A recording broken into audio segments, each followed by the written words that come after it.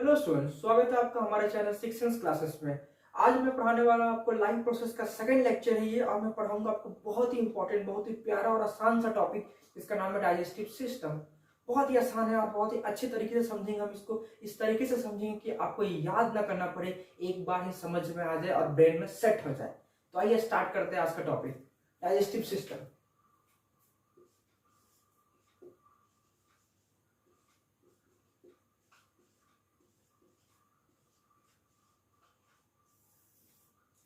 जैसे कि मैंने यहाँ पे लिखा डाइजेस्टिव सिस्टम।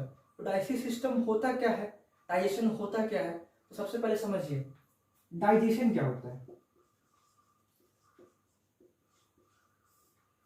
जैसा कि हम सभी लोग जानते हैं कि हम जो खाना खाते हैं, हम जो फूड खाते हैं, जैसे कि हमने ब्रेड खाया, सपोज करिए हमने ब्रेड खाया, तो जो ब्रेड है, ये ब्रेड है, क्या ये ब्रेड डायरेक्टली हमारे बॉडी में अब्जॉर्ब हो जाएगा? नहीं, इसको हम लोग डाइजेस्ट करते हैं, इस खाने को हम पचाते हैं अपने पाचक तंत्र से, क्योंकि हमारा पाचक तंत्र है digestive system.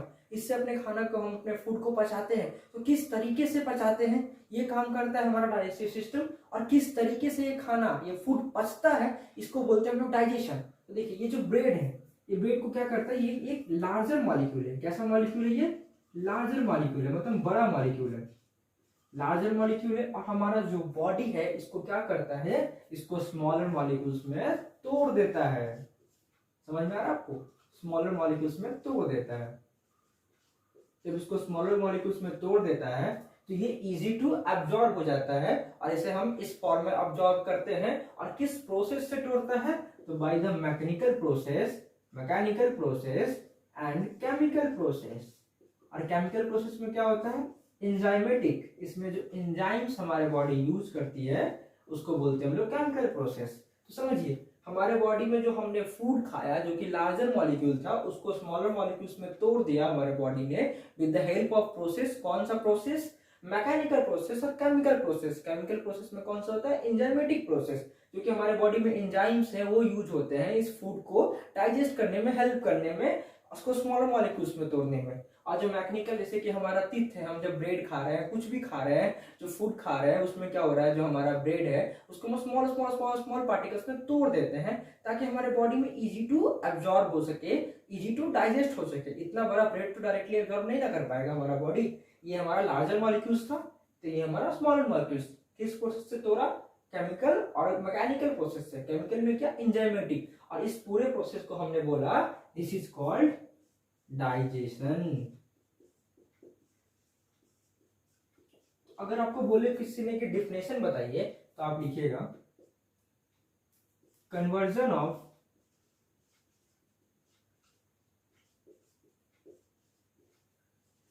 Large molecule into smaller molecule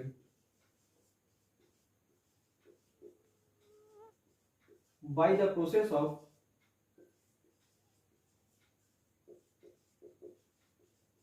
mechanical and chemical। या फिर आप कह सकते हैं कि this is a process in which larger molecules break down into smaller molecules by the process, by the help of chemical and mechanical process. या फिर आप ये भी लिख सकते हैं कन्वर्जन ऑफ लार्जर मॉलिक्यूल्स, क्योंकि हमने लार्जर मॉलिक्यूल को स्मॉलर मॉलिक्यूल में कन्वर्ट किया। किस प्रोसेस से किया? मैकेनिकल और केमिकल से। तो हमने बोला ये हो गया आपका डाइजेशन। ये मैंने अपना डिफिनेशन बताया, आप इसको अपने तरीके से भी लिख सकते हो, बस आपको इतना समझ में आना चाहिए कि जो लार्ज मॉलिक्यूल्स था उसको हमने तोड़ के स्मॉल में कर दिया। किस प्रोसेस से किया? हमारे बॉडी ने फूड को एंजाइमेटिक और केमिकल प्रोसेस से, मैकेनिकल प्रोसेस से। तो ये डाइजेशन था। और इसको कैरी कौन करता है, इस डाइजेशन को चलाता कौन है? इस डाइजेशन को चलाने वाला हमारा है डाइजेस्टिव सिस्टम। तो आप इस डिफिनेशन को दूसरे तरीके से भी लिख सकते हैं, जैसे कि मैं आपको एक और बता देता हूँ।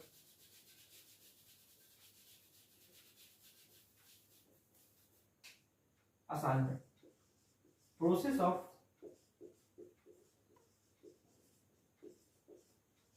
Breakdown of large molecules into small molecule by the action of mechanical and chemical process। That is called digestion.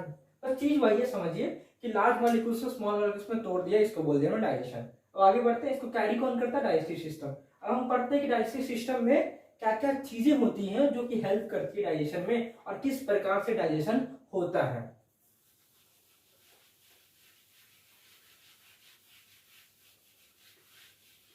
तो समझिए, सबसे पहले जो फूड होता है, हाँ एक और चीज समझिए कि जब ये जो लार्ज मॉलिक्यूल्स, जैसे कि हमने ब्रेड खाया, जैसे मैं बताया ब्रेड खाया, तो ब्रेड क्या है, ब्रेड एक कार्बोहाइड्रेट है। उसी प्रकार से हमने कुछ फास्ट फूड खाया, उसमें क्या होता है, फैट होता है। बाहर का चीज खाया, मैदा खाया, घी खा लिया, उसमें फैट है, तो फैट है, ये रहा फैट। उसके बाद हमने दाल खाया, दाल में क्या होता है, प्रोटीन, ये रहा आपका प्रोटीन। तो ये सब लार्जर मॉलिक्यूल्स है, इसको डायरेक्टली हमारा बॉडी एब्जॉर्ब नहीं कर पाएगा, इसको डाइजेस्ट क्या करता है, इसको स्मॉलर मॉलिक्यूल्स में तोड़ देता है। किस प्रोसेस से, मैकेनिकल और केमिकल प्रोसेस से। तो जो स्मॉलर मॉलिक्यूल्स में तोड़ा तो कार्बोहाइड्रेट टूटता है आपका मोनोसेक्राइड में, क्योंकि अब सभी लोग जानते हैं कि जो कार्बोहाइड्रेट है वो क्या है, एक पॉलीसेक्राइड है। पॉली का मतलब पता है आपको, चेन, मतलब सेक्राइड का बहुत सारा चेन, छोटे छोटे सेक्राइड्स मिलकर एक लंबा चेन बना दिया, मतलब बोला ना पॉलीसेक्राइड, इसलिए उसको बोला लार्जर मॉलिक्यूल। और उसको तोड़ के एक सिंपल फॉर्म में ले आए, तो उसको क्या बोल रहे हैं हम लोग यहाँ पे, मोनोसेक्राइड। और ये सिंपलेस्ट फॉर्म है जो कि बॉडी एब्जॉर्ब करेगा। उसी प्रकार से फैट, जब हम फैट को तोड़ते हैं तो फैट को तोड़ने के बाद मिलता है हमारा फैटी एसिड, और साथ में हमें मिलता है ग्लिसरॉल। उसी प्रकार से जब प्रोटीन को तोड़ते हैं तो प्रोटीन भी एक चेन है। कैसा चेन है, यहाँ पे पॉलीपेप्टाइड का चेन है, ये पॉलीपेप्टाइड का चेन है। और ये कैसे बनता है, ये बहुत सारे स्मॉल स्मॉल अमाइनो एसिड से मिलके एक लंबा चेन बनता है। तो इसका जो स्मॉलेस्ट फॉर्म है उसको बोलते हैं हम लोग अमाइनो एसिड। हमारा बॉडी ये एब्जॉर्ब करता है। आपने एक चीज नोटिस किया होगा, कभी कभी क्या होता है कि जब आपको भूख लगती है और आप खाना नहीं खाते हैं तो थोड़ी देर बाद भूख खत्म हो जाती है। ऐसा क्यों होता है, कभी सोचा आपने? क्योंकि हमारे बॉडी में जो रिजर्व कार्बोहाइड्रेट है, रिजर्व फैट है, वो यूज होता है। जब हम खाना नहीं खाते हैं, जब हम फास्टिंग पे होते हैं, तो हमारा बॉडी सबसे पहले क्या करता है, बॉडी में जो कार्बोहाइड्रेट रिजर्व्ड है, क्योंकि एक रिजर्व्ड है, उसको यूज करता है। और जब ये खत्म हो जाए तो उसके बाद हमारा बॉडी फैट को यूज करता है, और जब फैट खत्म हो जाए तो प्रोटीन को यूज करता है। और जब प्रोटीन को यूज करने लगे तो ये फिर बहुत ही एक डेंजर सिचुएशन आ जाती है जहां पे डेथ भी हो सकती है। तो ये चीजें आपको समझनी होगी कि हमारा बॉडी अगर हम प्रोलॉन्ग फास्टिंग पे है या खाना नहीं मिल रहा है, स्टारवेशन पे है, तो ये कैसे होगा? सबसे पहले हमारे बॉडी में जो कार्बोहाइड्रेट है वो यूज होता है, उसके बाद जो फैट है वो यूज होता है, उसके बाद प्रोटीन यूज होता है। ये चीज अब आइए हम समझते हैं कि डाइजेशन स्टार्ट कैसे होता है और क्या क्या होता है इसमें।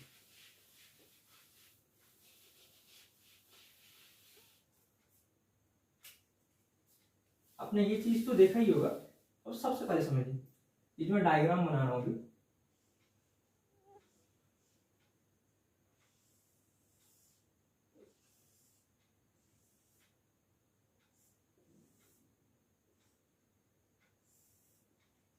मेरा डायग्राम, ये हमारा mouth, this is mouth, this is pharynx, this is nose, you know well, and this is tongue, and this is palate, this is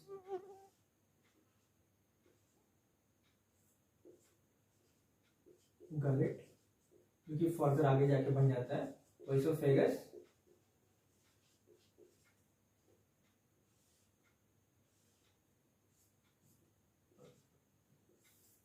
this is trachea, further trachea बनता है, और स्टार्टिंग क्या होता है, ग्लॉटिस, जो कि कवर होता है, कवर्ड बाई, अगर आप बोल सकते हैं गार्डेड बाई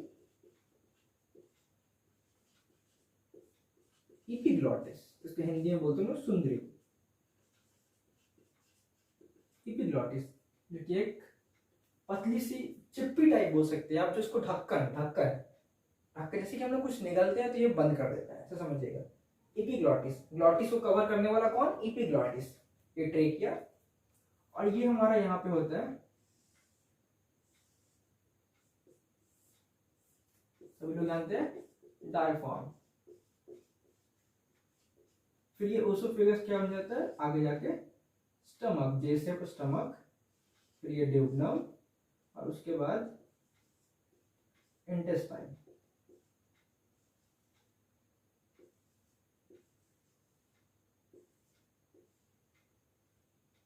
लास्टली जाके एनस और एनल कैनाल से निकल जाता है।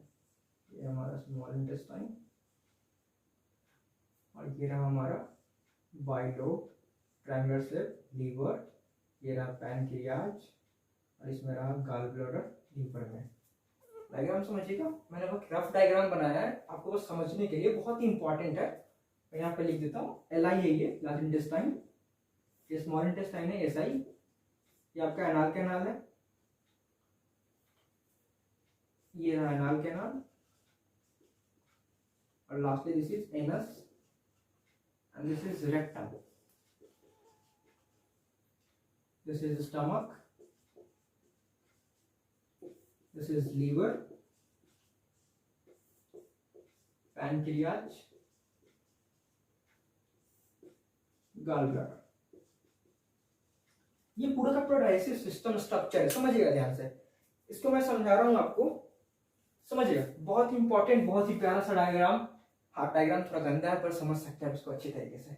देखिए जैसे कि ये माउथ है, सबसे पहले क्या होता है कि हमारा जो फूड है वो इंटर करता है, किस तरीके से कहाँ जा रहा है मैं ये बता रहा हूँ। फिर एक चीज को डीपली देखेंगे, समझिए यहां से फूड आया, हमारा फूड इंटर किया माउथ में।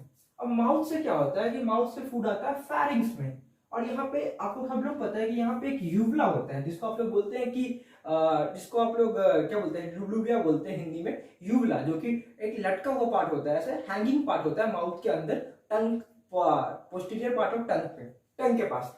तो वो क्या करता है कि ऊपर जो नेजल चैम्बर होते हैं, नेजल पोर होते हैं, जिसमें कहीं खाना नाक में ना चला जाए उसको कवर करता है, वो यहाँ पे ऐसे होता है, इसको कवर करता है। और जब खाना अंदर जाता है, मतलब फूड अंदर जाता है, तो उस समय क्या होता है कि ये ओसोफेगस है ना, ओसोफेगस में जाना है फूड, क्योंकि ये फूड पाइप है, ये ओसोफेगस ही फूड पाइप है। और ये जो मैंने यहाँ पे लिखा है ग्लॉटिस, जिसको बोले मैंने इपिग्लॉटिस कवर करा, ये विंड पाइप है। तो समझिएगा कि सब बहुत तो यही नहीं समझ पाते हैं कि ये जो ओसोफेगस है कहाँ।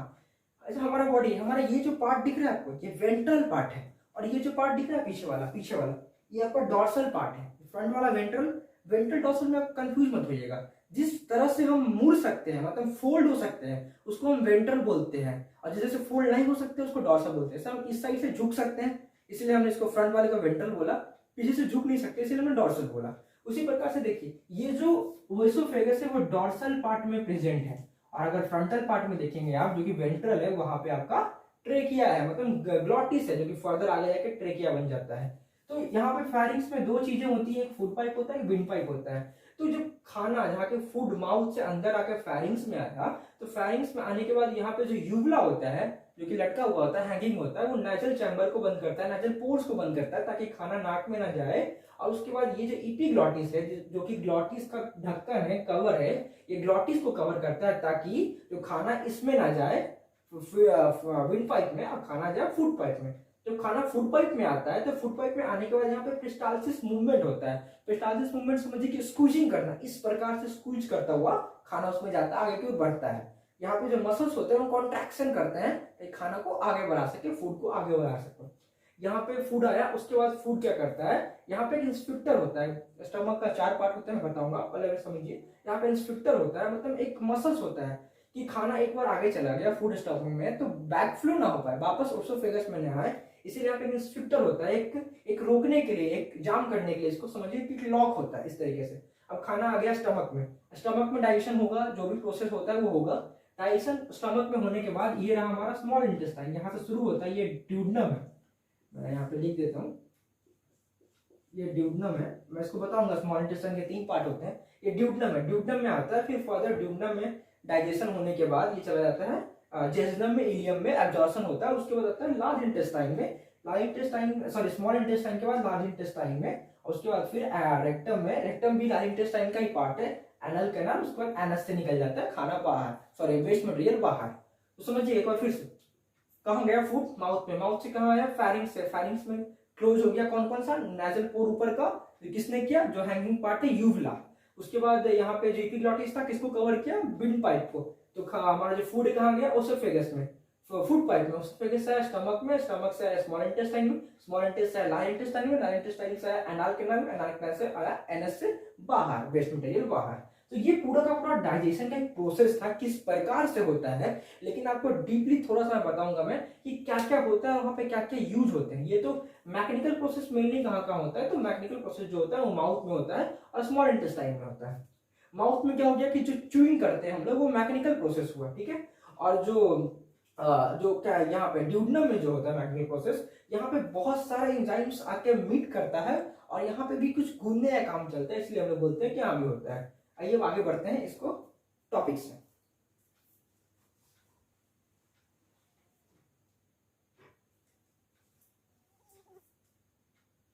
हाँ,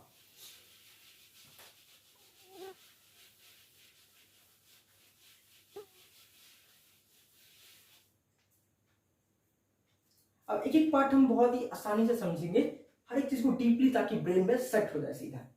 आइए स्टार्ट करते हैं। सबसे पहले हम समझते हैं माउथ, क्योंकि हमारा जो फूड है सबसे पहले कहाँ जाएगा, माउथ में जाएगा। तो माउथ में क्या क्या प्रेजेंट है, माउथ में होते हैं टीथ, माउथ में होते हैं टंग, माउथ में होते हैं पैलेट। ये सब के सब मैकेनिकल प्रोसेस में हेल्प करेंगे। किसमें हेल्प करेंगे, मैकेनिकल प्रोसेस में। लेकिन माउथ में होता है सलाइवा। सलाइवा के पास क्या होता है, सलाइवरी अमाइलेज। सलाइवरी अमाइलेज में एंजाइम कौन सा होता है प्रेजेंट, हमारा जो एंजाइम है उस एंजाइम का नाम क्या है, टाइलिन। और एक और चीज, ये जो अमाइलेज वर्ड आप देख रहे हैं ना, ये अमाइलेज जहां भी आपको मिल जाए, चाहे वो सलाइवरी अमाइलेज हो, पैनक्रियाटिक अमाइलेज हो, गैस्ट्रिक अमाइलेज हो, इंटेस्टाइनल अमाइलेज हो, हर जगह ये जो अमाइलेज है ये सिर्फ कार्बोहाइड्रेट पे ही वर्क करेगा।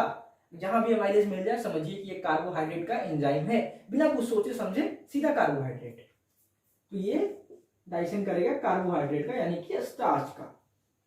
हाँ, अब तो समझिए, माउथ में टीथ था, टीथ का काम क्या करना था, मैस्टिकेशन, मतलब च्यूइंग करना, च्यूइंग करना, चिबाना। उसके बाद टंग, टंग का काम क्या करना है, टंग का काम है कि इसको आगे स्वेलो करवाना। जैसे कि च्यूइंग हो गया, पूरा मैस्टिकेशन हो गया, हेल्प करता है टंग भी मैस्टिकेशन करने में, क्योंकि फूड को इधर उधर कभी राइट साइड कभी लेफ्ट साइड ले जाने में टंग ही हेल्प करता है हमारा अच्छे से मैस्टिकेशन करवाने में, मतलब पूरा इसको एकदम गूंदना टाइप का। उसके बाद ये क्या होता है कि टंग एक और काम करता है, ये जो हमारा वॉलेंटरी प्रोसेस है, मतलब हम खुद करते हैं फूड को ओसोफेगस की तरफ, फेरिंग्स की तरफ, अंदर की ओर इसको हम धक्का देते हैं अपने टंग से। तो हमारा टंग भी हेल्प कर रहा है मैकेनिकल में। और ये पैलेट क्या है, जब आपने देखा होगा माउथ के अपर पार्ट पे टच करने पे कुछ रफ रफ फील आता है, दैट इज कॉल्ड पैलेट। वो भी दो पार्ट होते हैं, आगे वाला हार्ड होता होगा, टच करके देखिएगा अंदर वो हार्ड होता है, पीछे जाके वो सॉफ्ट हो जाता है, that is called soft palate. और वही सॉफ्ट पैलेट आगे जाके हैंगिंग डाउन बनता है और बनता है यूवला, जो कि नाजल पोर को बंद करता है। फिर समझिएगा, ऊपर क्या होता है पैलेट, पैलेट कितने प्रकार के होते हैं, दो। ऊपर टच करिएगा तो आपको हार्ड फील होगा, that is called hard palate, और अंदर टच करिएगा उसी से पीछे की ओर पोस्टीरियर पार्ट पे तो आपको सॉफ्ट फील होगा, that is called soft palate. और इसको नीचे हैंगिंग डाउन पे एक वही जो सॉफ्ट पैलेट है वो बन जाता है, दैट इज कॉल्ड यूवला, वही जो नाजल पोर को ऊपर बंद करता है ताकि उसमें खाना ना जाए, हमारा फूड ना जाए। तो ये सब का सब, और ये जो पैलेट है ये भी जो रफ इसीलिए होता है वहां पे क्योंकि ये हेल्प करता है कि फूड स्लीप ना करे, वहां से अच्छी तरह से च्यूइंग हो। तो ये सारा का सारा मैकेनिकल में हेल्प करता है। और जो हमारे माउथ में जो सलाइवा होता है इसमें कि सलाइवरी अमाइलेज होता है जो कि स्टार्च में वर्क करता है, जैसे कि और एंजाइम क्या होता है टाइलिन। तो ये डाइजेशन में हमारा हेल्प करता है फूड को। अब किसी भी खाना को बहुत देर तक चबाएंगे और उसमें स्टार्च होगा, क्योंकि मेनली ज्यादातर खाने में स्टार्च होता है, तो स्टार्च होगा तो आप उसको कुछ टाइम के बाद बहुत ज्यादा चिबाने के बाद, च्यूइंग करने के बाद वो मीठा लगने लगता है। क्यों, क्योंकि वो डाइजेस्ट होने लगता है। तो आई होप आपको क्लियर हो गया होगा माउथ। अब आइए हम बढ़ते हैं आगे। माउथ से आगे कहां जाएगा हमारा फूड जाएगा ओइसोफेगस में। तो सीधी बात है, ओइसोफेगस में जाएगा। ओइसोफेगस में कुछ नहीं, बस ये एक लॉन्ग ट्यूब स्ट्रक्चर होता है जो कि ह्यूमन में एडल्ट में 25 सेंटीमीटर लॉन्ग होता है। और इंपॉर्टेंट ये इसमें पेरिस्टाल्सिस मूवमेंट होता है। पेरिस्टाल्सिस मूवमेंट समझिएगा, जैसे कि ये फूड आया, इस फूड को फर्दर आगे बढ़ाने के लिए ये प्रोसेस इस प्रकार से चलता है। इस प्रकार से, और ये फूड आगे बढ़ता चला जाता है फर्दर। इसी को हम कहते हैं पेरिस्टालसिस मूवमेंट। याद रखिएगा, पेरिस्टालसिस मूवमेंट। ये ओसोफेगस हो गया। और ओसोफेगस क्या होता है, ये जो बीच में जो डायफ्राम है, इस जो स्पोर को, स्पोर से जाता है, इसको बोलते हैं हम लोग हाइटस। यहाँ से बहुत सारे वैगस नर्व भी पास होते हैं, और ये जो पोर इसको बोलते हैं हाइटस, और यहाँ से ये हमारा जो ओसोफेगस है ये भी पास होता है, और ये फिर फर्दर जाता है कहाँ, जैसे कि आप लोग सभी लोग जानते हैं स्टमक में। तो आइए हम स्टमक पढ़ते हैं डीपली, थोड़ा सा, ज्यादा नहीं। हाँ, ओसोफेगस में कोई भी एंजाइम नहीं होता है, ये बात आपको याद रखना है। अब पढ़ेंगे हम लोग स्टमक।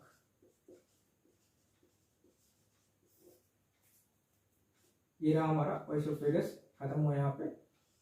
और ये रहा हमारा स्टमक। स्टमक के 4 पार्ट होते हैं, ध्यान से समझिएगा। स्टमक के 4 पार्ट होते हैं। सबसे पहला होता है आपका कार्डियक, दूसरा होता है फंडस, उसके बाद होता है बॉडी, उसके बाद होता है पाइलोरस। समझिए, पाइलोरस, ये जो हमारा ये जो रीजन होता है इसको हम लोग बोलते हैं कार्डियक। हमारा ये जो रीजन होता है इसको बोलते हैं हम लोग फंडस, और ये पूरा हमारा रीजन होता है बॉडी, और ये जो रीजन होता है इसको बोलते हैं हम लोग पाइलोरिक।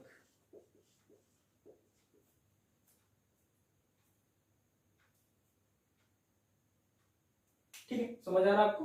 ये 4 रीजन होते हैं, और ये यहाँ पे मैंने बताया था कि एक स्फिंक्टर प्रेजेंट होता है, ताकि जो फूड स्टमक में आ चुका है वो बैकफ्लो ना कर जाए, इसीलिए यहाँ पे स्फिंक्टर होता है। और इस रीजन का नाम कार्डियक है, इसीलिए इसका नाम हो जाता है कार्डियक स्फिंक्टर।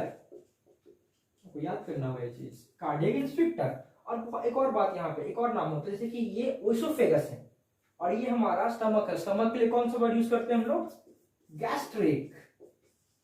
स्टमक के लिए गैस्ट्रिक वर्ड यूज करते हैं। तो ये गैस्ट्रिक और ये ओसोफेगस, तो यहाँ पे बोलते हैं हम लोग गैस्ट्रिक ओसोफिजियल स्फिंक्टर। समझिए, गैस्ट्रिक ओसोफिजियल स्फिंक्टर। कार्डियक स्फिंक्टर का एक और नाम है गैस्ट्रिक ओसोफिजियल स्फिंक्टर। और ये जो फंडस है इसमें जनरली कुछ नहीं होता, मतलब इसमें जो फूड है वो जाता नहीं है डाइजेस्ट होने के लिए। हाँ, लेकिन ये मेन पार्ट है, क्योंकि यहाँ पे सारे के सारे डाइजेस्टिव एंजाइम्स प्रेजेंट होते हैं जो कि बॉडी के पार्ट में डाल दिए जाते हैं, और बॉडी में मेनली फूड का डाइजेशन होता है अच्छे तरीके से। तो यहाँ से जितने भी एंजाइम्स हैं, यहाँ पे बहुत सारे सेल्स होते हैं, जिसके पास सेल्स के पास एंजाइम्स होता है, और ये सेल्स नीचे सेक्रेट कर दिए जाते हैं, और यहाँ पे डाइजेशन अगर होता है। और ये जैसे कि ये वाला पार्ट पाइलोरिक रीजन है, और यहाँ पे ये फिर स्मॉल इंटेस्टाइन यहाँ से स्टार्ट हो जाता है, तो यहाँ पे भी एक स्फिंक्टर होता है, ताकि जो फूड स्मॉल इंटेस्टाइन में जाए वो बैकफ्लो करके स्टमक में ना आ जाए, इसीलिए यहाँ पे भी एक स्फिंक्टर होता है। और उस स्फिंक्टर का नाम क्या होगा आप गेस कर सकते हैं। यहाँ पे कार्डिक है तो कार्डिक स्फिंक्टर, यहाँ पे पाइलोरिक है तो पाइलोरिक स्फिंक्टर। बहुत ही आसान, समझिएगा, ऐसे करके आपको याद करना होगा पाइलोरिक स्फिंक्टर। तो ये पार्ट हमारा था ये। और इसमें इंपॉर्टेंट क्या कि स्टमक में मैंने बताया 4 पार्ट है, लेकिन स्टमक में अब कौन सा एंजाइम होता है जो कि हेल्प करता है डाइजेशन में, तो इसको बोलते हैं हम लोग गैस्ट्रिक ग्लैंड। एक और बात, ये जो स्टमक का जो पीएच होता है वो होता है 1 to 3, और स्टमक के जो गैस्ट्रिक ग्लैंड्स होते हैं ये सब के सब इसी पीएच पे वर्क करते हैं, क्योंकि ये हाईली एसिडिक होते हैं। हाईली एसिडिक होते हैं, इसीलिए इनके पीएच इसी में वर्क करते हैं। और गैस्ट्रिक ग्लैंड में बहुत तरह के सेल्स होते हैं, इसके मैंने बताया कि ये वाला रीजन में बहुत सारा सेल्स होता है। तो गैस्ट्रिक ग्लैंड में डिफरेंट टाइप के सेल्स होते हैं जो कि इसको हेल्प करते हैं डाइजेशन में। उसी प्रकार से ये क्या करता है, क्योंकि ये हाईली एसिडिक है, तो इस मीडियम को बचाने के लिए क्या करता है, यहाँ पे ये म्यूकस सीक्रेट करता है। म्यूकस आपने देखा होगा कभी कि व्हाइट सा होता है, आप जब ज्यादा कफ हो जाता है, म्यूकस सिक्रेशन ज्यादा हो जाता है हमारे टंग के, हमारे कंठ में, मतलब हमारे गले में, तो हमें कफ होती है, दैट इज कॉल्ड म्यूकस। वो काफी म्यूकस है, वो हमारे फायदे के लिए ही बनता है हमारे बॉडी में, हमें वो बैक्टीरिया से बचाने के लिए ही बनता है। तो याद रखिएगा, अगर आपका ज्यादा म्यूकस बन रहा है, बॉडी में कफ हो रहा है, मतलब आप में इन्फेक्शन आ चुका है, वो आपको प्रोटेक्ट करने के लिए बन रहा है, चीजें याद रखिएगा। तो यहाँ पे क्या होता है कि ये हाईली एसिडिक क्यों होता है? हाईली एसिडिक ये होने का रीजन है कि ये आपको बचाता है किस चीज से? बैक्टीरिया से, क्योंकि हाईली एसिडिक में बैक्टीरिया ग्रो नहीं करते हैं, तो ये एंटीबैक्टीरियल की तरह काम करता है, ठीक है। और ये हाईली एसिडिक होने के कारण यहाँ पे HCl है, HCl का सेक्रेशन ज्यादा है, तो इसकी वजह से क्या होता है कि HCl क्या करता है, पहले तो एंटीबैक्टीरियल काम करता है, उसके बाद जो यहाँ पे गैस्ट्रिक ग्लैंड है, जो इसमें एंजाइम्स है वो इनएक्टिव होते हैं, उनको यही एक्टिवेट करता है, that is called HCl। Gastric glands में जो एंजाइम्स होते हैं, उन एंजाइम्स के बारे में मैं बता दूं, उनमें पेप्सिनोजन होता है, इसको यूज कर देता हूं, गैस्ट्रिक ग्लैंड, इसमें पेप्सिनोजन होता है। जिस भी एंजाइम में लास्ट में जन लग जाए, प्रो लग जाए, जिसको कॉल्ड प्रोरेनिन, वो सब के सब इनएक्टिव है, याद रखिएगा, तो सबके सब इनएक्टिव। इसमें भी गैस्ट्रिक लाइपेज होता है और गैस्ट्रिक माइलेज होता है। माइलेज मैंने बताया कार्बोहाइड्रेट के लिए, और लाइपेज किस चीज के लिए, फैट के लिए। तो यहाँ पे पेप्सिनोजन, प्रोरेनिन, ये सब के सब इनएक्टिव है। इनको एक्टिवेट करने के लिए क्या चाहिए, HCl, क्योंकि ये अगर पहले से एक्टिवेट होंगे तो हो सकता है कि हमारे जो स्टमक है उसका सेल डाइजेस्ट कर जाए, इसीलिए इनएक्टिव फॉर्म में होता है कि जब जरूरत पड़े तभी इनको एक्टिवेट किया जाए और वहां पर डाइजेशन को कराया जाए। तो ये इंपॉर्टेंट चीजें समझिएगा। तो ये पेप्सिनोजन और प्रोटीन, यहाँ पे मेनली किसका डाइजेशन होता है, तो यहाँ पे मेनली होता है प्रोटीन का डाइजेशन, क्योंकि ये दोनों को दोनों प्रोटीन है। यहाँ पे गैस्ट्रिक अमाइलेज और गैस्ट्रिक लाइपेज भी होता है, जो कि फैट के लिए और कार्बोहाइड्रेट के लिए होते हैं। लेकिन जो फैट के लिए गैस्ट्रिक लाइपेज और सलाइवरी अमाइलेज कार्बोहाइड्रेट के लिए होते हैं, वो सिर्फ और सिर्फ स्लाइटली अल्कलाइन और स्लाइटली एसिडिक पे काम करते हैं। पर जैसे कि आपको पता है कि स्टमक जो हमारा है वो हाईली एसिडिक है, तो यहाँ पे ये काम नहीं करते हैं। हाँ, स्टमक में एक और चीज होता है कि यहाँ पे 1%, हम जो कोई भी खाना खाते हैं उसमें 1% इमल्सिफाइड फैट होता है। इमल्सिफाइड, ये वर्ड आपके लिए नया हो सकता है, इमल्सिफाइड फैट। हम जब कुछ खाते हैं तो वो फैट होता है, वो ट्राइग्लिसराइड्स के फॉर्म में होता है, वो हमारा बॉडी डायरेक्टली अब्सॉर्ब नहीं कर सकता, लेकिन उसको हम लोग क्या करते हैं, हमारा जो बॉडी है वो प्रोसेस के थ्रू उसको क्या करता है कि इमल्सिफाइड करता है, उसके बाद उसको डाइजेशन करता है और अब्जॉर्प्शन करता है। तो ये तरीका चलता है हमारे बॉडी में। लेकिन अगर हम डायरेक्टली इमल्सिफाइड फैट खाते हैं तो वो डाइजेशन हो जाता है, तो थोड़ा बहुत डाइजेशन होता है हमारे स्टमक में लाइपेज का भी, क्योंकि यहाँ पे गैस्ट्रिक लाइपेज भी होते हैं, जैसे कि मैंने आपको बताया। तो ये सारे के सारे एंजाइम्स यहाँ पे होते हैं, और ये किस पे वर्क करते हैं, 1 to 3 pH पे। और प्रोटीन, यहाँ पे मेनली प्रोटीन का ही डाइजेशन होता है, और जो सलाइवा था उसके लिए 6.8 pH होता है, याद रखिएगा। तो ये था हमारा प्रोटीन, सॉरी स्टमक। स्टमक के बाद जाएगा हमारा फूड ड्यूडेनम में। हाँ बिल्कुल,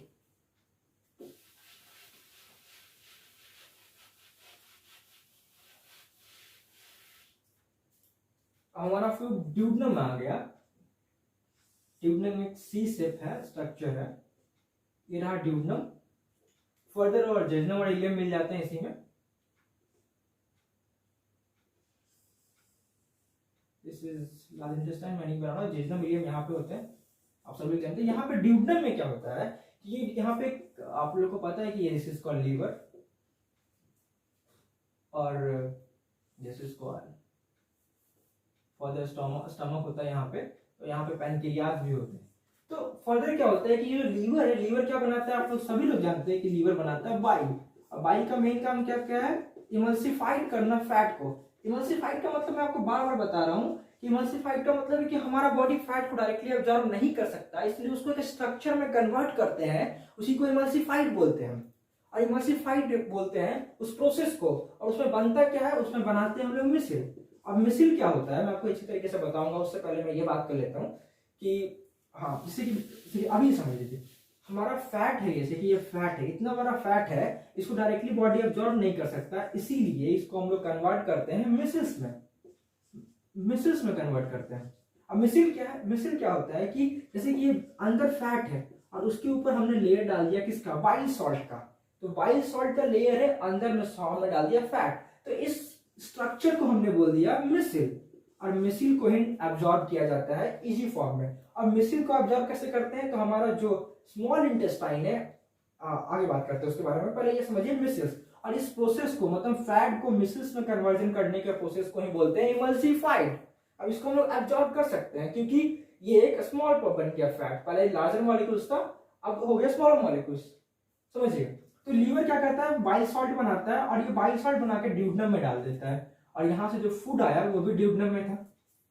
अब ये फूड जो स्टमक में था वो हाईली एसिडिक है क्योंकि वहां का पीएच 1 to 3 था, तो पीएच 1 to 3 था तो ड्यूडेनम में आया, लेकिन ड्यूडेनम में हाईली एसिडिक नहीं होता, इसीलिए इसको न्यूट्रलाइज करने के लिए, इसको नॉर्मल करने के लिए पैनक्रियाज होता है, और पैनक्रियाज से निकलता है क्या, पैनक्रियाज से निकलता है बाइकार्बोनेट NHCO3, और ये क्या करता है, इस फूड को न्यूट्रलाइज करता है। एक और बात तो मैं भूल गया बताना आपको कि बोलस, बोलस क्या होता है, जब हम कुछ खा, जैसे कि हमारा माउथ में फूड आया तो सलाइवा मिला, तो saliva, bolus equals to food plus saliva, ठीक है, सलाइवा।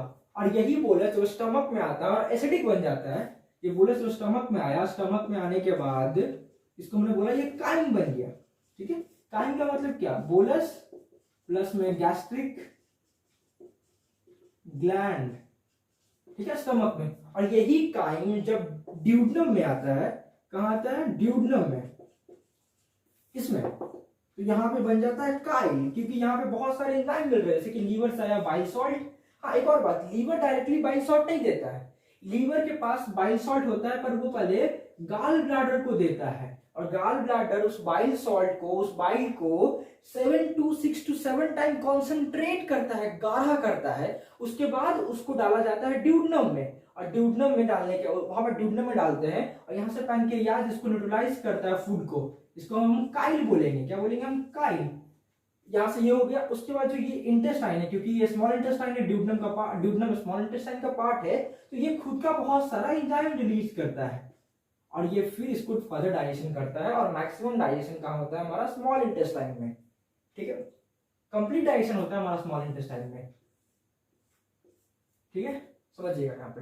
और सबसे कुछ बात मैं बता दूंगा आपको, पहले समझ लेते हैं। यहाँ पे कंप्लीट डाइजेशन अगर होता है, ठीक है, उसके बाद एब्जॉर्प्शन होता है, फर्दर एब्जॉर्प्शन आगे पढ़ना है, तो एब्जॉर्ब कैसे किया जाता है मैं बता देता हूँ। स्मॉल इंटेस्टाइन में क्या होता है, जैसे कि समझिए हमारा जो बॉडी का स्ट्रक्चर है, मतलब स्मॉल इंटेस्टाइन का, हमारा जो स्मॉल इंटेस्टाइन में एसआई में जो पार्ट होते हैं, दैट इज कॉल्ड ड्यूडेनम, हमने बात कर लिया ड्यूडेनम, बात कर रहे थे जेजुनम, इलियम, ये सी शिफ्ट होता है, जेजुनम जो होता है क्वाइल्ड होता है, और ये हाईली क्वाइल्ड होता है, समझिए, ये हाईली क्वाइल्ड होता है इलियम।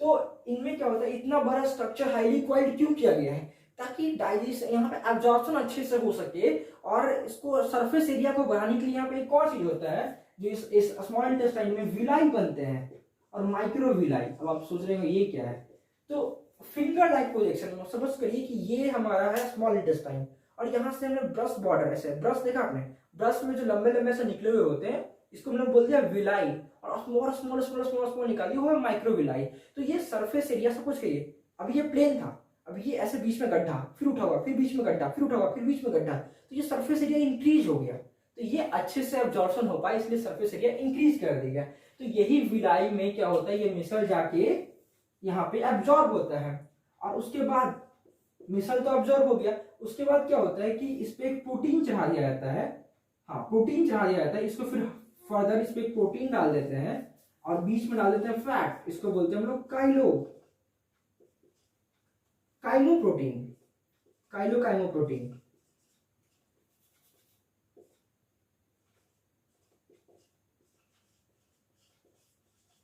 समझिएगा, इंपॉर्टेंट है कि ये जो है ये जो मिसल्स था, मिसल्स को पहले मिसल्स क्या हुआ, पहले विलाई में जाके एब्जॉर्ब हो गया, मतलब इंटेस्टाइन के सरफेस पे एब्जॉर्ब हो गया, उसके बाद इसको जाना कहाँ है, ब्लड में, क्योंकि हम जो चीजें खा रहे हैं वो क्या होगा, डाइजेस्ट होने के बाद ब्लड में जाएगा, तभी तो एनर्जी मिलेगी। तो ये पहले इंटेस्टाइन के वॉल पे जाके एब्जॉर्ब हो गया, उसके बाद इसको प्रोटीन का लेयर चढ़ाते हैं ऊपर से, इसी फैट पे प्रोटीन का लेयर चढ़ने के बाद इसको बोलते हैं हम लोग काइलोकाइमोप्रोटीन, सॉरी काइलोमाइक्रोन बोलते हैं इसको। और ये फर्दर जाके होता क्या है कि ब्लड में जाने से पहले ये जो फिर ये काइलोमाइक्रोन का जो ऊपर का प्रोटीन का लेयर है ये हट जाता है, और फर्दर फैट चला जाता है हमारा ब्लड में, और ऐसे होता है हमारा एब्जॉर्प्शन। और जैसे कि मैंने बताया आपको ड्यूडेनम, जेजुनम, इलियम, इनमें होता है क्या है कि मैक्सिमम एब्जॉर्प्शन भी इसी में होता है, और कंप्लीट डाइजेशन होता है हमारा इन तीनों में। यहाँ पे कंप्लीट डाइजेशन हमारा ड्यूडेनम में ही हो जाता है और मैक्सिमम एब्जॉर्प्शन इसमें हो जाता है। और स्टमक में मैक्सिमम पेरिस्टाल्सिस, क्योंकि बहुत ज्यादा खाना होता है, 4 से 5 घंटे हमारा वहाँ पे फूड होता है, तो मैक्सिमम पेरिस्टाल्सिस मूवमेंट अगर होता है वहाँ पे, समझिएगा। तो ये सारा का सारा प्रोसेस था। और जो बचा हुआ पार्ट है वो लार्ज इंटेस्टाइन से एनस में जाए, रेक्टम में। लार्ज इंटेस्टाइन में देख लेते हैं एक बार, एलाइ। इसमें क्या होता है आपका, सीकम होता है, कोलन होता है और रेक्टम होता है। ये इंपॉर्टेंट है। तो सीकम से कोलन, कोलन से रेक्टम। सीकम में एक वर्मीफॉर्म अपेंडिक्स, आपने नाम सुना होगा बहुत सारा, वर्मीफॉर्म अपेंडिक्स। वर्मीफॉर्म अपेंडिक्स जो कि वेस्टिजियल ऑर्गन है हमारे बॉडी में, इसका कोई यूज नहीं है, इसका ऑपरेशन भी होने के बाद कोई प्रॉब्लम नहीं होता है। सीकम, उसके बाद फिर कोलन में जाता है हमारा जो अनडाइजेस्टेड फूड है, जो कि वेस्ट मटेरियल है, उसके बाद रेक्टम में, और रेक्टम से कहा, एनाल कैनाल में, और एनाल कैनाल से कहा, एनस के थ्रू बाहर। ये था हमारा पूरा डाइजेशन का प्रोसेस। आई होप आपको समझ में आ गया। तो ड्यूडेनम में मेनली सब कुछ का होता है, यहाँ पे स्टार्च का डाइजेशन भी हो रहा है, यहाँ पे प्रोटीन का भी हो रहा है, यहाँ पे फैट का भी हो रहा है, यहाँ पे सब कुछ का हो रहा है। स्टमक में सिर्फ और सिर्फ प्रोटीन का हो रहा था और माउथ में सिर्फ और सिर्फ स्टार्च का हो रहा था। तो कंप्लीट डाइजेशन कहाँ पे होता है, अब बात करेंगे स्मॉल इंटेस्टाइन में। मैक्सिमम डाइजेशन कहाँ पे होता है, स्मॉल इंटेस्टाइन में। और यहाँ पे मैक्सिमम एब्जॉर्प्शन कहाँ पे होता है, तो भी स्मॉल इंटेस्टाइन में, समझिएगा। और जो मैक्सिमम पेरिस्टाल्सिस मूवमेंट कहाँ कर होता है, तो वो हम बात करेंगे स्टमक में। लेकिन जो लीस्ट पेरिस्टाल्सिस मूवमेंट बोलते हैं लोग, लीस्ट, सबसे कम पेरिस्टाल्सिस मूवमेंट कहाँ पे होगा, वो होता है रेक्टम में। जैसे कि रेक्टम, यहाँ पे फीकल मैटर जो हमारा वेस्ट मटेरियल है वो स्टोर होता है, तो यहाँ पे स्टोर होता है, तो इसको कहते हैं लीस्ट पेरिस्टाल्सिस मूवमेंट, बहुत स्लोली, ठीक है। लेकिन जो मास पेरिस्टाल्सिस बोलते हैं, मास पेरिस्टाल्सिस बहुत ज्यादा नंबर में, ठीक, बहुत ज्यादा नंबर में, तो मास में भी रेक्टम। समझ आ रहा है आपको। तो ये था पूरा प्रोसेस आपका। और एक बार समझ लेते हैं, फिर से रिवीजन हो जाएगा आपका फटाफट जल्दी से। वीडियो ज्यादा लंबा नहीं करेंगे, शॉर्ट में समझेंगे इस बार। फूड माउथ में आया, माउथ में सलाइवा था, क्योंकि हेल्थ केयर डाइजेशन में इसके पास क्या था, टाइली एंजाइम। टीथ था, टंग और पैलेट, जो मैक्निक पोजिशन में हेल्प किया। और इसका जो पीएच था 6.8, दैट इज सलाइवा का। उसके बाद आया ओसोफेगस, जहाँ पे कुछ नहीं था, बस वो पास करने का तरीका था। फर्स्ट स्टमक में, जो कि स्टमक पहले कार्डियक स्फिंक्टर, स्टमक में आया। स्टमक में मेनली किसका होगा, आप सभी लोग जानते हैं, स्टमक में किसका होगा, प्रोटीन का डाइजेशन होगा मेनली। यहाँ पे कौन से एंजाइम्स मिलेंगे, पेप्सिनोजेन और प्रोरेनिन, मेनली यही होते हैं। और इसको क्या काम करता है, ये जो है इसको रिलीज कौन करता है, तो रिलीज करने वाला जो सेल है उसका नाम है पेप्टिक सेल, जो कहाँ पे प्रेजेंट होता है, ये प्रेजेंट कहाँ पे होता है, आप सभी लोग जानते हैं, फंडस रीजन में, ठीक है। ये स्टमक तक का बात हो गया। अब इसके बाद बात करते हैं हम लोग स्मॉल इंटेस्टाइन में। स्मॉल इंटेस्टाइन एसाई, यहाँ पे ड्यूडेनम था, ड्यूडेनम में सबका डाइजेशन होता है, स्टार्च का होता है, फैट का होता है, प्रोटीन का होता है, सबका होता है। और यहाँ पे बाइल सॉल्ट भी आता है, क्या आता है, बाइल सॉल्ट, जो कि कॉन्सेंट्रेट होता है। क्या होता है, कॉन्सेंट्रेट, कि कौन करता है, गाल ब्लैडर। आई होप समझ आ रहा होगा आपको। और यहाँ पे बहुत सारे एंजाइम्स आते हैं, जैसे कि आपको पैनक्रियाटिक एंजाइम, उसके बाद इंटेस्टाइनल एंजाइम। इतना डीपली नहीं जाना है, कुछ भी मैं बता रहा हूँ, बस नाम समझ दिए। इंटेस्टाइनल एंजाइम, इंटेस्टाइन का तो इंटेस्टाइनल एंजाइम, पैनक्रियास का तो पैनक्रियाटिक एंजाइम, ये सब चीजें हो गई। बस लीवर कोई भी एंजाइम नहीं बनाता, लीवर बाइल सॉल्ट बनाता है, जो कि बहुत ही इंपॉर्टेंट रोल प्ले करता है किस चीज में, फैट डाइजेशन में। समझ रहे हैं, फैट डाइजेशन में इंपॉर्टेंट रोल प्ले करता है, क्योंकि बाइल सॉल्ट ही कन्वर्ट करता है किसको, फैट को, इमल्सिफाइड फैट में। तो ये था हमारा। उसके बाद ड्यूडेनम से फिर जेजुनम और इलियम, उसके बाद जो फीकल मैटर बच जाता है, जो कि अनडाइजेस्टेड पार्ट होता है, वो एनस के थ्रू बाहर, लार्ज इंटेस्टाइन से। तो आज का लेक्चर हम यहीं पे खत्म करते हैं। अगर आपको लेक्चर अच्छा लगा हो तो लाइक करिए, हमारे चैनल को सब्सक्राइब करिए, और अगर फर्स्ट लेक्चर आपने नहीं देखा है तो वो जाके देखिए, मैं उसका लिंक है जो डिस्क्रिप्शन में डाल दूंगा। Thank you. आपको भी प्रॉब्लम हो तो प्लीज कमेंट